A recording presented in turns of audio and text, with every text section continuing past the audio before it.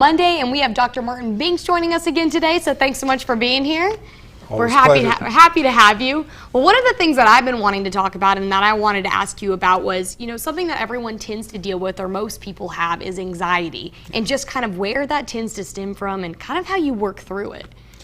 It's a natural part of the human condition, and we talk about most of those types of things like anxiety, depression. It gets problematic when it gets in the way of your life, but we can all relate to it because everybody worries. Some people are hardwired, it seems, to worry more or more naturally. Their go-to is anxiety. Another person, it might be another emotion. But there are sort of levels of it, and it has a biological basis. You are pre-wired sometimes, and neurotransmitters and all of that stuff. But there are also some things that are more about the situations and your reaction that you can control. Because it tends to be like, kind of that fear of the unknown, like you're kind of worrying before it even gets here. So are there ways to kind of cope with it, or when you kind of feel those feelings coming and you're just like, okay, take a breather, we need to slow down here? Yeah, absolutely. And for somebody that's struggling with it at a high level, sometimes a medicine does help. There are some really good medicines for that, actually. But for most of us, it's about our mind playing tricks on us. So have you ever gone through a conversation in your head that's going to happen? Or have you ever, run through, or even wake up in the middle of the night worrying about things? And stopping the worry thoughts is the first step. We teach people to do thought stopping. It's a very simple thing to do because, and ground yourself in fact.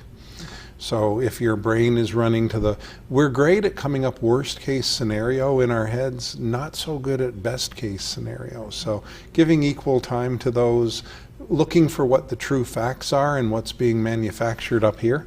Okay. And I think you can use that strength to combat the feelings that arise. Physical relaxation helps too. Take a deep breath, do some of those relaxation exercises.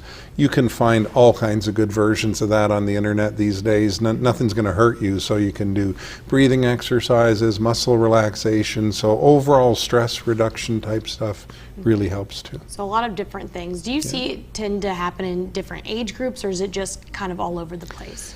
I think a lot of people would think that when I was young I was more anxious or worried more, and certainly having less to worry about helps. If your life gets more stable, that helps. But I'm not aware of any real relationship to age. I think it's kind of a universal thing, because as humans we have things to worry about. It's how we manage them in our head that makes the anxiety. Okay, so just kind of up to kind of how you kind of cope with it and deal with it, because I definitely would say there are some people that have less anxieties than other people in different situations. So the last thing I'll say about that is we all compare our insides to other people's outsides.